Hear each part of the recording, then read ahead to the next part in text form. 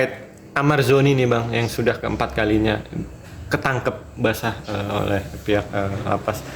Ini bisa dibilang ada permainan atau Amar dijebak atau gimana sih Bang? Abang kan juga lihat di Jadi medsos. gini.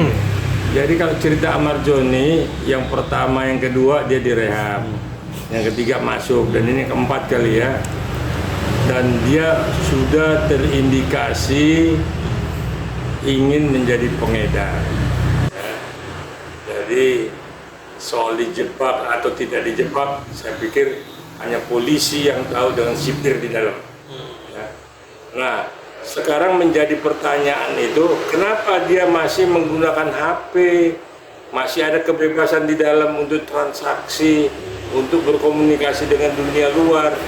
Ini kan berarti jaringan-jaringannya si Amarzoni kan di luar masih kuat, di dalam ada yang memfasilitasi, tanda kutip ya, oknum di dalam ya, oknum sipir di rutan Salemba ya. Nah di luar ya mereka juga masih bergerilya untuk mencari market. Nah jadi kalau narkoba itu lingkaran setannya tidak berhenti, tidak habis-habis, saya pikir siapa? Berarti kan ada oknum yang memang di narkoba, atau oknum yang di rutan, atau oknum juga yang main di tengah-tengah. Nah, ini susah susah digulung, susah dibongkar, dan susah dimusnahkan. Masuk 10 kilo, yang 2 kilo jadi barang bukti, yang 8 kilo beredar. Ini udah kita udah ngerti lah ya. Ya kita memang meminta kepada BNN ya. Kalau di kepolisian saya nggak tahu, karena narkoba itu mau dilimpahkan semua ke BNN jadi satu lembaga besar ya. Artinya ke depan seperti apa, mudah-mudahan BNN bisa memberantas narkoba, benar-benar diberantas. Tidak itu dijadikan alat perdagangan yang akhirnya yang rugi ya bangsa kita sendiri, rakyat kita sendiri, masuk dari luar, generasi muda kita dicuci dengan narkoba. Ya urusannya nanti kan di akhir ya kita udah lihat pelengak-pelengok. Itu tadi ya, Amarzoni sindikat ya dengan oknum sipir ya di dalamnya. Nah ini bermainnya seperti apa? Mungkin ada pembagian yang tidak rata. Ini kan soal pembagian. Kalau udah soal uang, besar kecilnya pasti berantem aja. Kalau udah berantem, pasti nyanyi aja, merembet kemana-mana.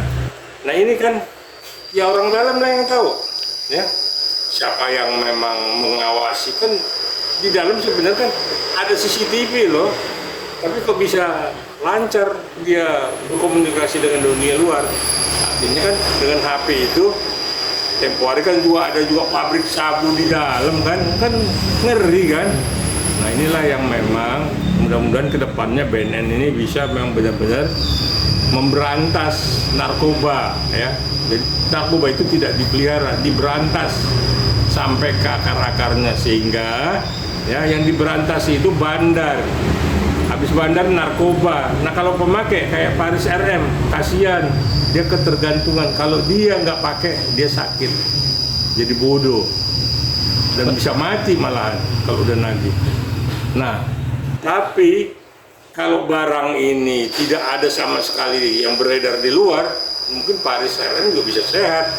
Jadi ada harapan, ada ketergantungan kepada peredaran narkoba. Izin dari pengacara atau gimana Bang? Itu supaya kelihatan serem aja lah. Dari kan pengawalan dari rutan Salemba ke Nusa Kambangan kan nggak main-main loh, perjalanan itu bisa berapa jam? 12 jam kali kan? Nggak tahu di dalam itu dia dikasih makan apa enggak ya? Apa langsung dari rutan langsung nyebrang ke Pulau Nusa Kambangan ya? Tetapi kalau dirantai kakinya, tangannya dirantai, saya pikir itu harus lah ya. Untuk mencegah hal-hal yang tidak diinginkan di perjalanan. Sampai ditutup matanya juga. kalau matanya ditutup nggak dikasih tahu dia mau dipindahkan kemana. Nah, baru nanti di dalam dibisik. Itu cuma di mobil aja dia dipakai. Udah di mobil mah enggak lah. Emang orang terus-terusan 24 jam matanya mau ditutup. Dia kasih. Ya itu kewenangan dari rutan ya untuk merahasiakan itu. Baru nanti dikasih tahu kepada keluarganya bahwa saudara Anda sudah dipindahkan ke Nusa Kambangan. Itu kan hak daripada Kementerian Hukum dan HAM ya, yang sipir ya. Saya bilang aja ini sipir yang nggak beres itu aja. Kenapa mesti saya ditanya, kan media lebih tahu dari saya. Ini memang ulah dari oknum ya, seperti apa ya, sampai di dalam punya HP, sampai ada transaksi apa segala macam. Kan CCTV itu kan setiap hari kan dimonitor, diperiksa ya. Nah jadi saya pikir pemerintah mesti periksa sipir-sipirnya juga di dalam, ditindak. Kenapa seperti itu? Kementerian Hukum dan HAM juga yang membawai rutan harus turun tangan untuk bisa memang mengawasi secara ketat. Yang paling utama saya sarankan BNN mesti harus benar-benar memberantas narkoba itu, tidak hanya di permukaan, sampai ke ujung pabrik pun dikejar dan ditangkap dan dimusnahkan. Jadi saya pikir kembali lagi kepada petugas ya, oknum petugas BNN untuk segera memang, karena narkoba ini kan terus bertahun-tahun yang muter kan. Kasihan anak-anak bangsa itu terindikasi dengan modelnya itu macam-macam, dari permen, dari rokok, dari apa segala macam, tetapi akhirnya ternyata mengandung narkotika. Dan sekarang ada